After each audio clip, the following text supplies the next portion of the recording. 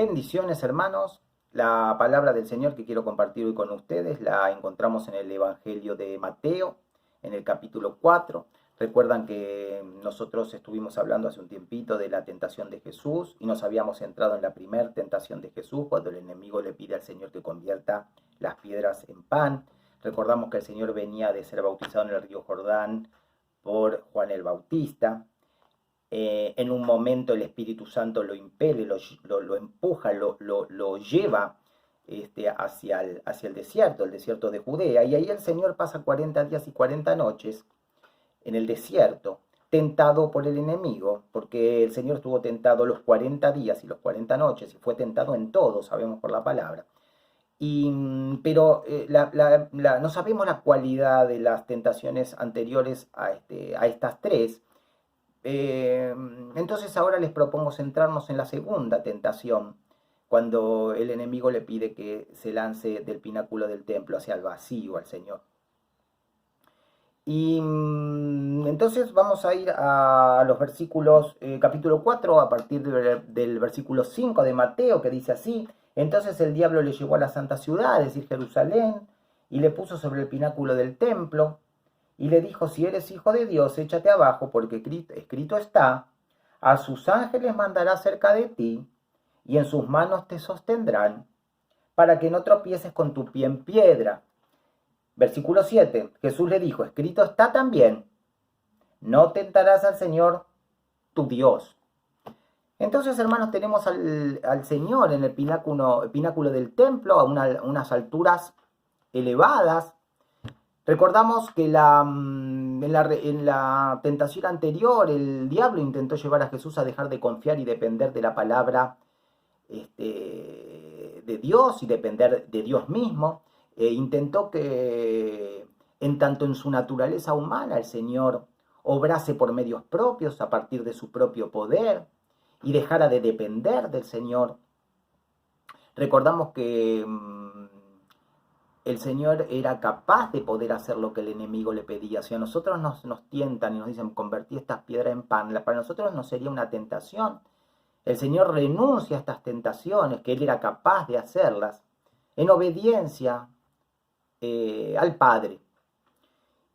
Y lo sitúa en el pináculo del templo. Entonces, el pináculo del templo, el punto más alto del templo, donde lucía unos clavos de oro. También podría referirse a otro ala u otro sector llamado el pórtico real de Herodes, donde miraba sobre el valle del Cedrón a una altura de unos 150, 140 metros de precipicio. El valle del Cedrón, ustedes saben, el Cedrón era un arroyo que nacía en el norte de Jerusalén, noreste de Jerusalén, y bordeaba los muros de la ciudad. Y entonces, como no consiguió su objetivo, el enemigo ahora empieza una nueva estrategia. Y su razonamiento es el siguiente: puesto que confías tanto en la palabra de Dios, entonces arrojate al vacío. Total, seguro tu Padre velará por tu seguridad. Para esta tentación, el enemigo mismo, hermanos, usa la palabra de Dios, citando el Salmo 91, ahí en los versículos 11 y 12. Por supuesto, omite una parte, la deja de lado y no la nombra. Pero no nos olvidemos de esto, hermanos, que el mismo Satanás se viste de ángel de luz, como nos dice ahí el Evangelio. La carta segunda a los Corintios, en la segunda de Corintios, capítulo 11. ¿No? Debemos ser cuidadosos, ¿no? Fíjese que intenta hacer tropezar al Hijo de Dios, intenta hacer tropezar al Señor con la misma palabra de Dios. También tenemos que estar atentos a esto, hermanos, ¿no? El enemigo conoce las Escrituras grandemente y las utiliza para engañar también a los hijos de Dios. Entonces, tenemos acá al Señor que está esperando, mirando en el pináculo del templo, y Entonces, lo invita a desafiar al Señor, porque es un desafío al Señor el hecho de hacerlo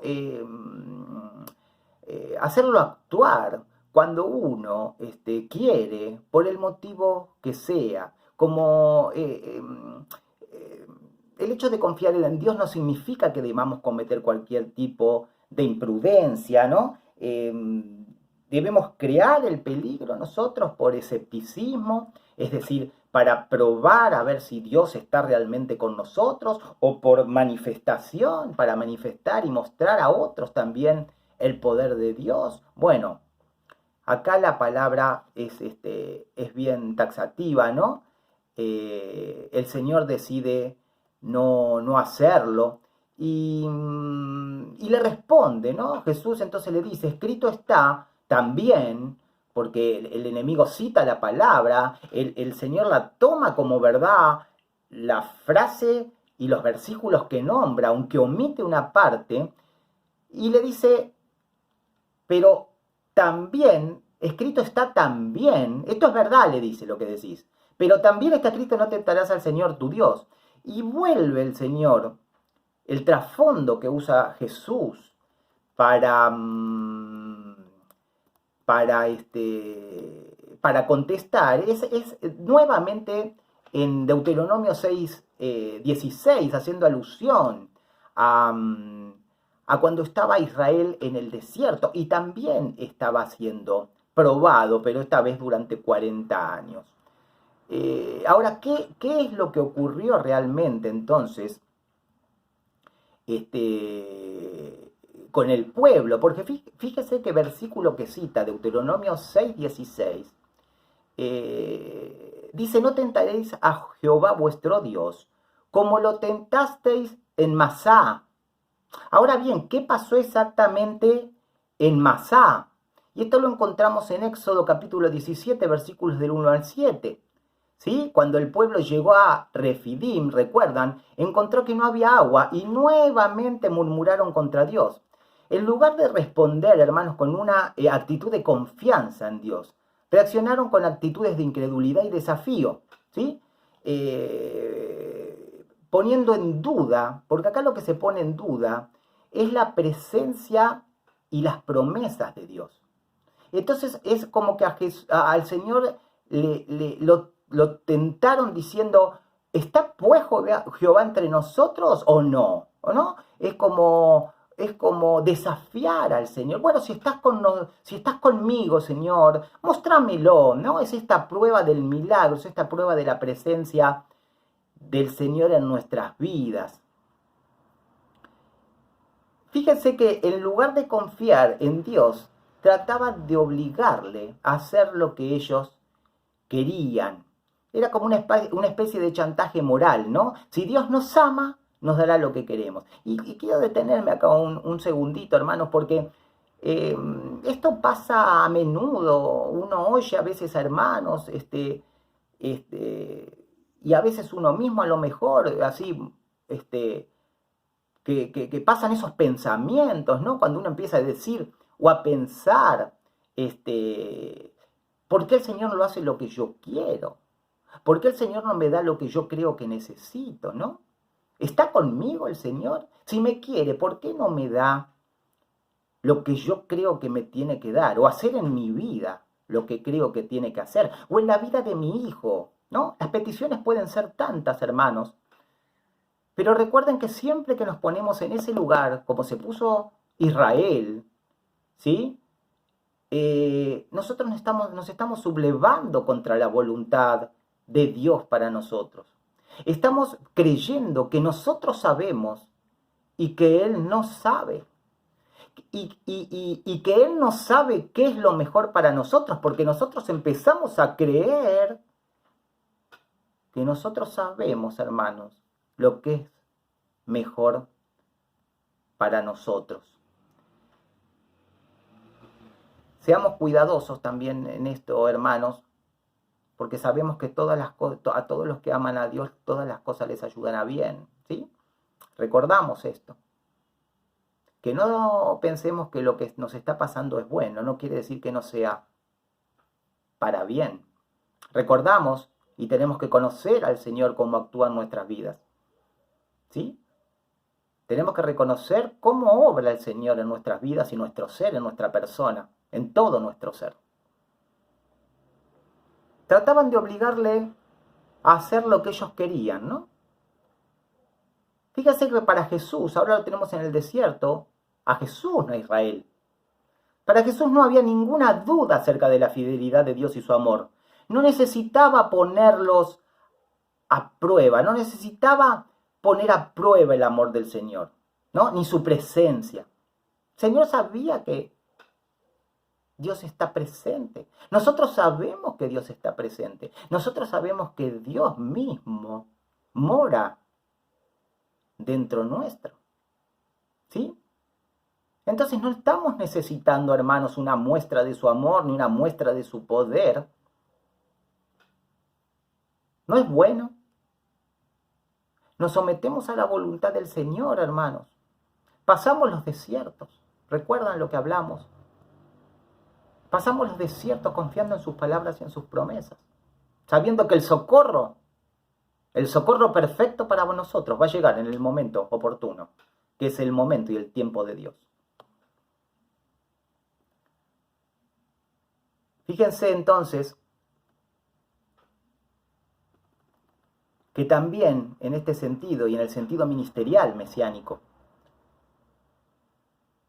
le sugería al enemigo unos medios inapropiados. Su propuesta era que llamara la atención de la gente mediante el espectáculo milagroso, ¿no? Un poco lo que hablábamos antes. Pero el reino de Dios, hermanos, no se establece sobre la base de milagros y espectáculos, ¿sí? Sino sobre la gracia y la misericordia de Dios, sobre el quebrantamiento del orgullo y el arrepentimiento, sobre la conversión y la fe en Cristo. Nosotros no podemos estar,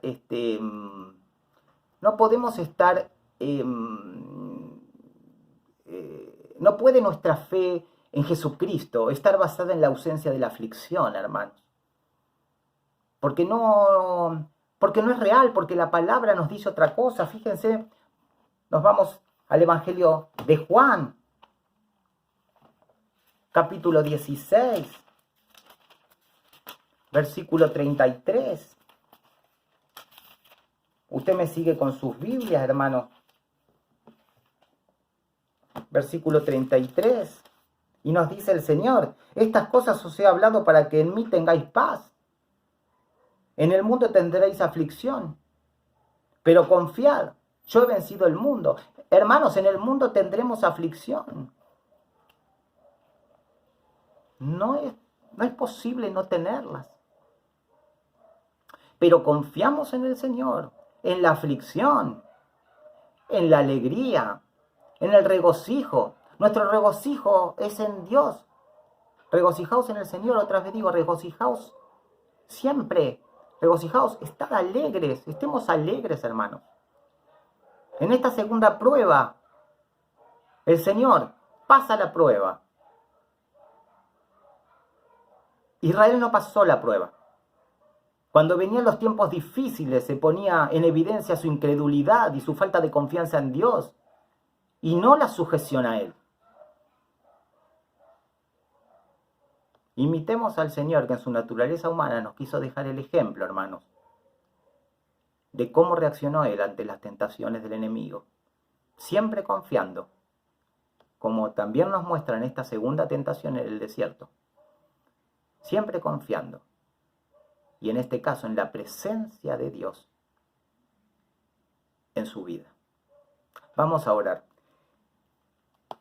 Querido Padre, gracias por traernos tu palabra, por traernos en este momento el ejemplo de tu Hijo Jesucristo, Señor, que en su naturaleza humana, Señor, Él decidió, Señor, salir, Señor, de la posibilidad, Señor, de tentarte, Padre, de llevarte a un lugar, Señor, de mostrar tu poder a los demás, Señor, inclusive de dejarte en evidencia, Señor. Él se sujetó, querido Dios, se sujetó a tu voluntad, Padre, Padre, llena nuestros corazones con fe, Señor, que podamos actuar de la misma manera, Señor, en los desiertos, Señor. Que podamos, Señor, depender, que no te tentemos, Señor, porque Señor, que podamos ser conscientes, Señor, de tu presencia constante en nosotros, Señor, en nuestras vidas y en todas nuestras circunstancias, querido Señor. Gracias, Señor, por estar con nosotros siempre, Señor. Dice tu palabra que estás como nuestra sombra a nuestro lado derecho. Gracias, Padre. Gracias, Señor. Gracias por tu Hijo Jesucristo, Señor. Gracias por su sangre derramada en la cruz, Señor, que permitió que nos podamos amigar contigo, Señor. En el nombre de Jesús oramos. Amén. Bendiciones, hermanos.